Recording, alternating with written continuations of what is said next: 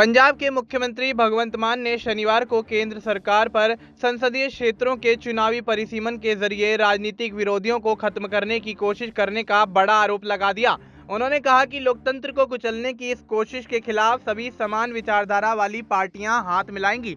दरअसल संसदीय क्षेत्रों की जनसंख्या के आधार पर परिसीमन का विरोध करने को लेकर तमिलनाडु में हुई एक सर्वदलीय बैठक के बाद इस मसले पर हंगामा खड़ा होता हुआ नजर आया। अब परिसीमन पर एक सवाल के जवाब में पंजाब के सीएम भगवंत मान ने भारतीय जनता पार्टी के नेतृत्व वाली केंद्र सरकार पर गंभीर आरोप लगा दिए।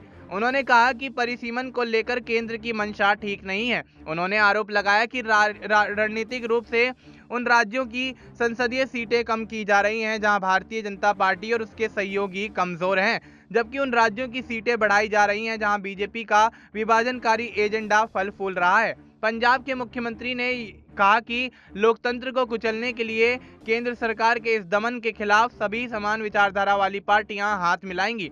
मान ने आगे ये भी कहा कि आपने तमिलनाडु के मुख्यमंत्री एम.के. स्टालिन से बात की है।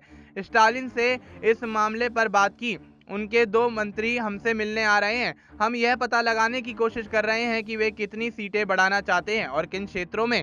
हमने अपने अधिकारियों को इस पर तैनात कर दिया है और हमें पता चल जाएगा कि पंजाब में कितनी सीटें बढ़ेंगी या घटेंगी। पंजाब के सीएम भगवंत मान ने से पहले तमिलनाडु के सीएम एम.के. स्टालिन ने पहले प्रस्ताव दिया था कि 1971 की जनगणना 2026 से शुरू होने वाले 30 वर्षों के लिए संसदीय निर्वाचन क्षेत्रों के परिसीमन का आधार होनी चाहिए।